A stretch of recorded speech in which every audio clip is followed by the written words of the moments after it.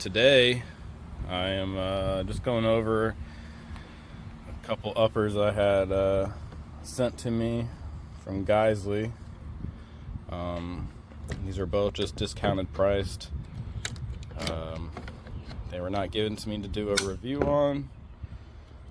These are my personal uppers, but I'm going to do a review on them anyway, and also just a little bit of comparison. I know there's a lot of talk on what's the difference between the urgi and the superduty from Geissele, and it's not a lot of differences, but there are a few little differences, and they're nice to know if you're trying to make a decision between the two.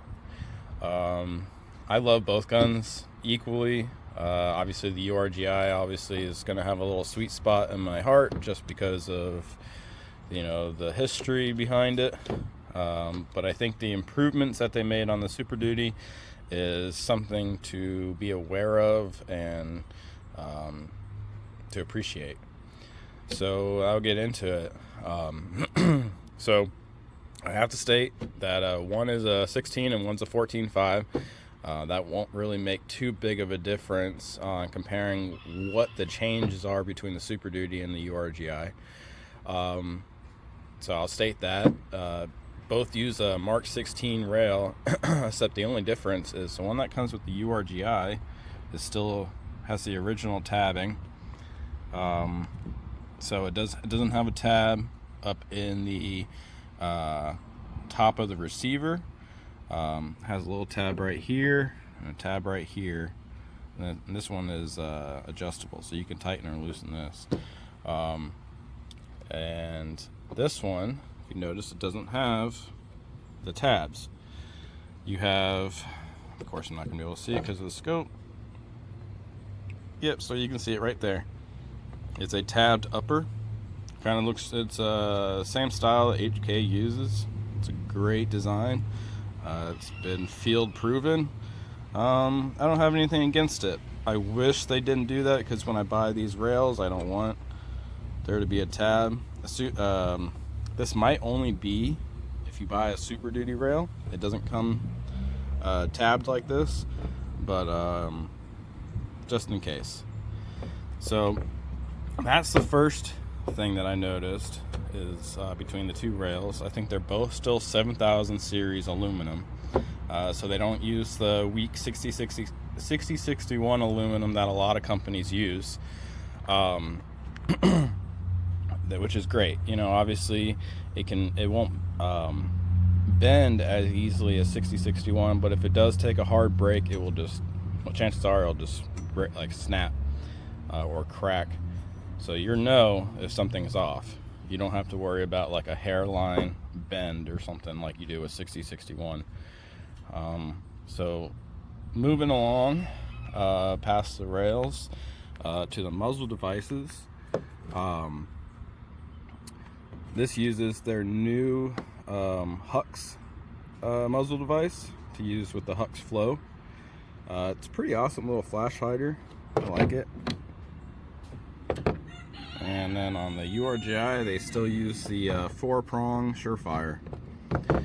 So that's the difference between the Super Duty and the urgi for muzzle devices.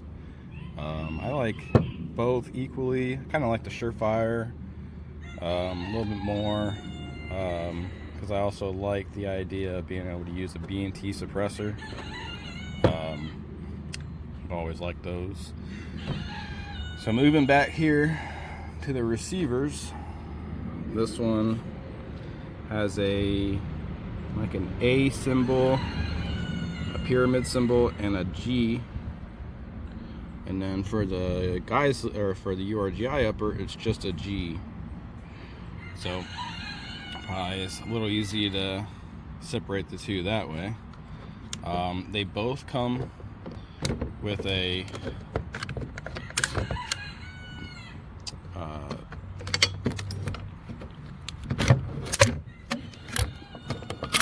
airborne charging handles.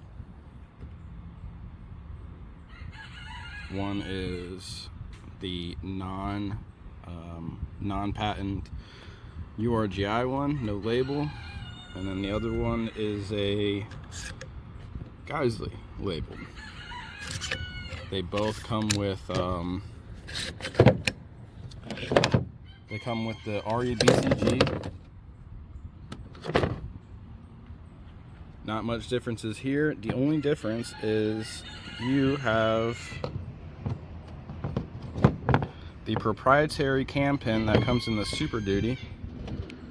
Sorry it's so dirty, I've been shooting this gun. But if you look, it's got this weird shape versus this cam pin. They're both stainless. One is just a standard cut, and then one is their proprietary cut. The reason why they have this one is this upper has a groove in the top of the upper. I don't know if we're going to be able to see it on camera, but we're going to try. Yeah, if you can kind of see it in there, has proprietary cut. It can be used with regular cam pins. Yeah, see, I don't know if you're gonna be able to see it this much on the black one, but you see how it doesn't have that second groove as much, closer to the barrel extension. Doesn't have that second groove that the Super Duty one has. I'll go back to there. You see that little notch right there by the barrel extension. So those are some differences. Pretty cool. I haven't really ever felt the need for the difference in the cam pin, but you know what, Geissele has more experience than I do. I'm sure they know what they're doing. That's all they do is make improvements. What's cool is both of these come with the what's it called, the 158 plus carpenter steel bolts. So they are supposed to be harder than regular 158. They are 158 plus. It's supposed to be just a non-wear item after that point.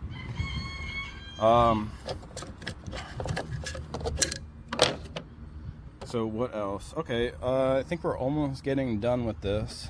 The only differences now too are the barrels. So the URGI comes with the government profile still, and then the Geissele comes with a Geissele profile. So it's their own profile barrel. It's pretty interesting for sure, and no complaints so far. I haven't seen anybody have any bad remarks to say about it. So yeah, if you just were interested in the differences between the 14.5 Super Duty and the 16-inch Super Duty, that's basically what it is. You've got your muzzle devices, your barrel profiles are different, your cam pins are different on your BCG. Got a little bit of different writing. That's the Super Duty. That's the URGI. And then the grooves in the upper receiver, and then the anti-rotational tabs on the two are a bit different. But if you're worried about one being more fun than the other, I think they're equally as fun, equally as reliable.